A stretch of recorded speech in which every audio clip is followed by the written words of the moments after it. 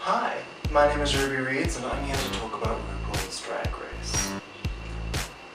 Season 8 is finally here. Yes! Finally, right? I mean, it feels like it's been an age. Anyway, we are back and I'm excited to get to reviewing. So, let's get started. This week was the 100th episode of RuPaul's Drag Race. Yeah.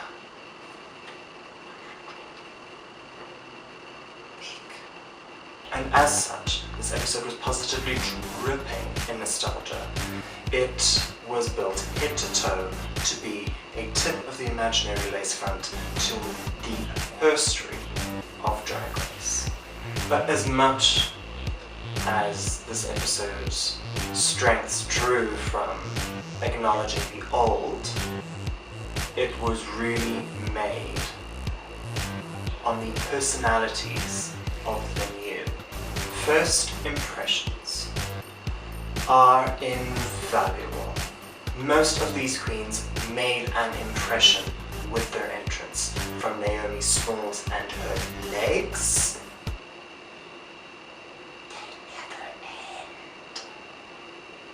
to Acid Betty and her hairspray, face mask, neon, crazy run around the roomness, to Bob the drag queen, who was energy and humor and everything. Speaking of everything, Kimchi, regardless of how flawless and amazing and extravagant she looks, she's a beautiful, precious, adorable little nerd. She is so cute and punny.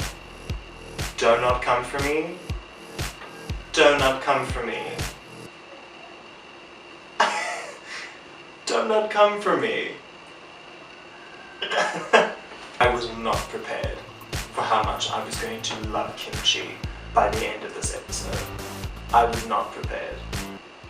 Now, on the other hand, we have the queens who maybe did not make the best first impression. First and foremost is obviously going to be Naysha Lopez. I think she probably said the word flawless about 50 times in her opening statement in reference to herself. Girl, that outfit, far from flawless. Speaking of no, Romy Turner. Really? A nightie and a robe? That's the impression you want to make? Lazy. Someone else who really needs to step it up is Layla McQueen. Her entrance look was good, it was fine, flats aside, although I really don't want to talk about her flats when I'm currently not even wearing pants. Anyway, moving on to the first mini challenge of the season, which, thank God, is back to being a photo challenge. I love the photo shoot challenges. I love that being the first thing that the queens have to do is just strike a pose and roll with the punches. This year, those punches came in the nostalgic shape of all the previous winners of RuPaul's Drag Race, except for Bianca Del Rio. It's still exciting, 7 out of 8 isn't bad, and the challenge was highly entertaining. Cut to line from Insert Queen's name here, exclaiming how excited they are to see everybody de-dragging for the first time. And ooh girl, Chi-Chi DeVayne is thirsty. That queen is such a mess. I mean, an entertaining mess. I was entertained, a lot more entertained than I thought I would be by Chi-Chi DeVayne. She's not nearly as boring as her Meet the Queens video made her out to be, and she could, you know, I could warm up to her as the season goes, if she lasts, which if the trailer is any indication she will. Moving on to the main challenge this week, which was to tackle a previous design challenge and put your own stamp on it. And I really was excited about this challenge. I thought it was such a cool thing to do, such a clever thing to do in the 100th episode, such a clever nod to the previous seasons. Kimchi clearly deserves the win. Her main stage look was so conceptual and amazing and just beautiful to look at, and her photo shoot was just so effortlessly perfect. She fit right in with those winners. And she's the nicest. She is so nice. On to the bottom end of the main challenge. I don't think Layla should have been in the bottom. Yes, her photo shoot was an unmitigated disaster. It was terrible. But to me, that shouldn't have been enough to put her in the bottom too.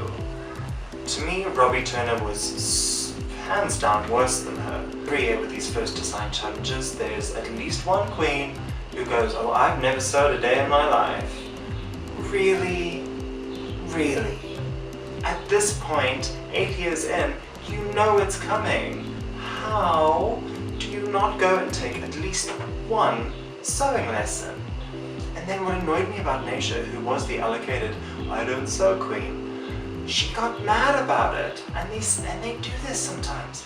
Get mad that there's a design challenge. Ginger Minch did this last year. Every time there was a design challenge, she just got so mad. Why are you mad about it? You knew this was going to happen when you applied for the show.